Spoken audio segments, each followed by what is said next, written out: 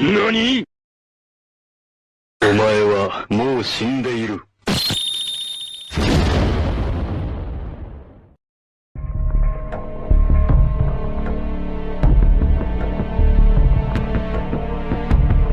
Yo, what is happening today, lads? Coming at you with a very in-depth video on how you can clean up in all your Call of Duty Warzone lobbies and get hella more wins. The video is going to be split up into 3 different segments: create a class, early game setup, and overall gameplay. A lot of these tips and strategies within the video are stuff that people don't know yet, and it's going to make it so easy for you to destroy kids without even stressing. A lot of these strategies within the video are new tips for Season 3 exclusively, so it's the best video to watch with the updated patches and stuff. These strategies also are good for average, even shit players like my buddy Nerko. No.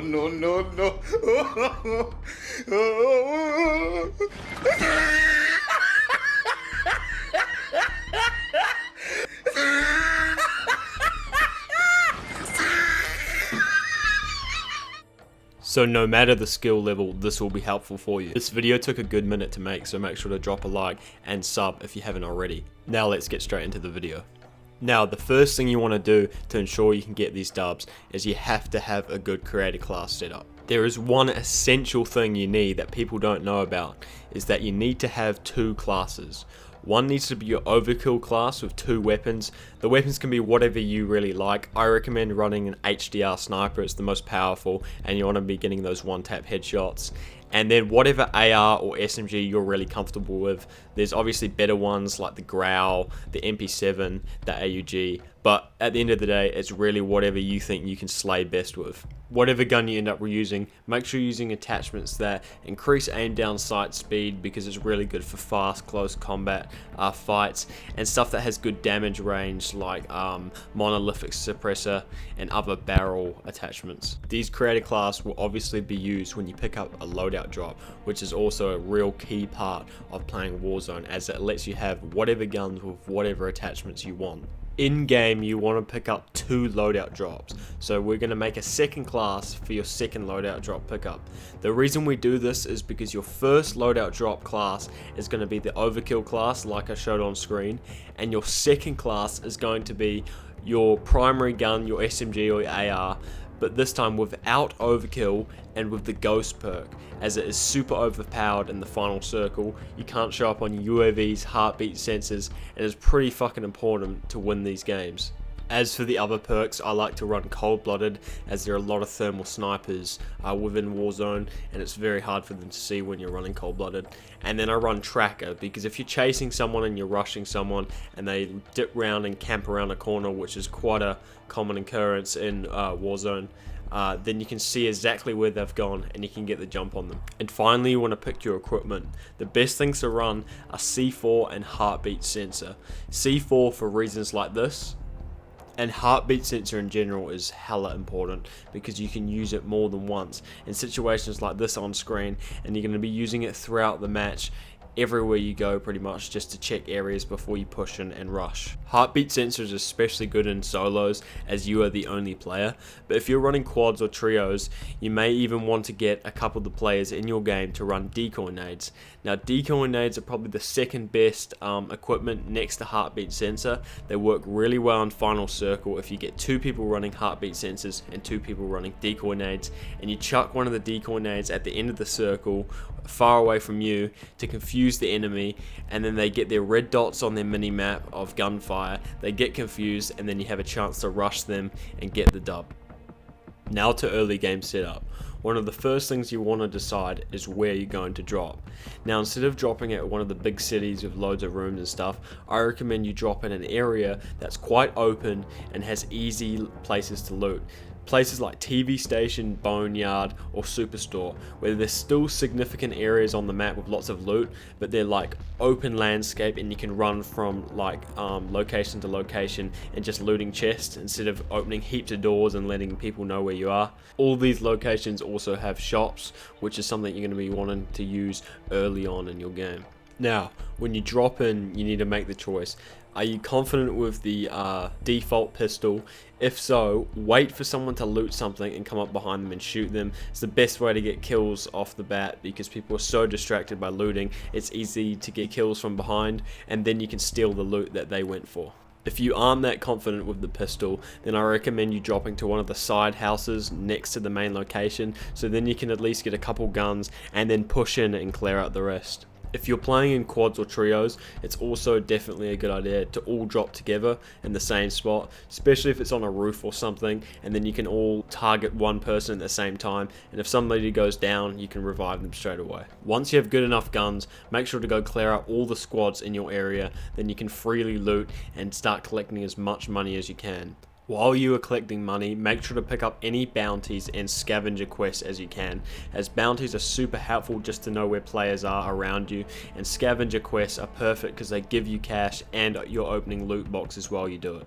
Once you have $10,000, go straight to the shop and buy a loadout drop. If you have any extra money, for $1,500 you can get armor plates, which is probably the most important thing other than the loadout drop in the shop. So definitely get a bunch of those so everyone in your team is stocked up on armor. Pick your overkill class and you now have your 2 customized weapons that's going to make it easier for you to take out more squads. Now you're going to be looking for your second loadout drop. Now when you make your way towards circle, one often does drop, I don't know, around 10 minutes into the game. So my team usually wait for the second one to drop for free instead of paying for a second one. You can pay for a second one if you want, but it's just a lot cheaper to wait for the second one to drop. Once you get your second loadout drop, make sure to go and pick your ghost class like I do here on screen, and then your weapons will drop on the floor. You pick up your weapons and you'll have the perks that you had on that class. So you have an overkill class with ghost. It's the most overpowered thing in Warzone because you have 2 fully tanked out guns and you're undetectable by enemy UAVs. The last thing that's a part of your early game setup is going to the gulag. Sometimes your team will get wiped, but you have that extra chance at the gulag and you want to make it count. The easiest way to win your gulag is to wait till the timer of your equipment is charged and then use that to your advantage. Whether it's a grenade or a piece of C4 or even a concussion, what I do is I peek out, see where he is, and then chuck it and then try to get the kill or concuss him with that for the easy kill. Once you've won your gulag, you want to deploy back in, but pull your parachute straight away. You want to just drift in the air until you see a loadout drop. And then when that comes onto the map, you want to drop straight down to it, pick up your weapons again, and then you're straight back into the action. This is such a good strategy because you almost pick up right where you've left off and you're not at a disadvantage and you don't just have that shitty pistol. Now on to the final segment, which is overall gameplay. How you play the end of the match to get the win is really dependent on your playstyle. If you're more of a defensive type of player and like holding buildings, I recommend you do the recon challenges, which allow you to see where the circle is going to be. So then you can sit up in the circle, find exactly where it's going to be, and find a house that's in the middle so you're prepared for the final circle. If you're more of an aggressive player that likes moving with the circle, make sure to follow high ground as you go from circle to circle, because you're going to get fucked up if you're on the bottom side of a cliff and there's a whole team above you shooting down on you. Some general tips for both playstyles are, if you're going to drive a vehicle, definitely get a big truck, a big armored truck, because they take 2 C4s to destroy opposed to 1. Make sure to mark players if you see them, because if you directly hit a player with a mark, it will have a little red spot that will follow them for about 5 seconds, and you can even see it through walls. When you're fighting another team and you've downed one of their players but you can't see the down player, there's an audio indication when the enemy revives them, so make sure to listen out for that. If you and your squad are pushing a team that are up high on a building, make sure 2 are down below shooting and distracting them while 2 can push up the staircase. If the 2 other players are shooting, they're not going to be able to hear you run up the staircase, so you'll be able to get the jump on them.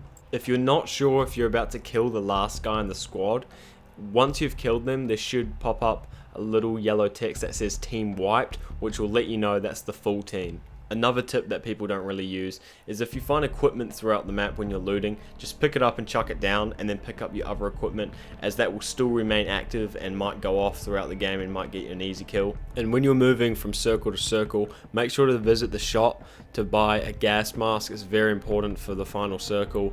and UAVs. A lot of people already know if you pop 3 UAVs at the same time, you get an advanced UAV. So it shows the direction and the arrows of everyone on the minimap. These are okay, but they only really work well in Final Circle, as Ghost doesn't work for them, so it's really OP to see where everyone is. So I recommend 3 of the players in your game save up a UAV, and then you all pop it at the same time for the Final Circle.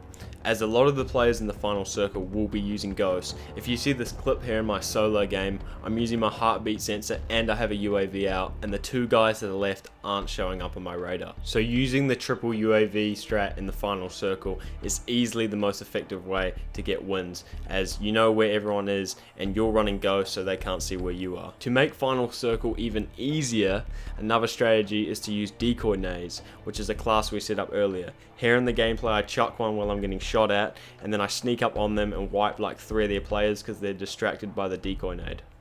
One final tip for the Final Circle of the match: if you can get cover in the middle of the circle, make a push for it, because the storm will push in and you'll just be able to camp the edge of the storm for the players to push in and get the easy win. So lads, that about wraps it all up for the video. If you follow these things step by step, I guarantee you within 5 games you will have a win.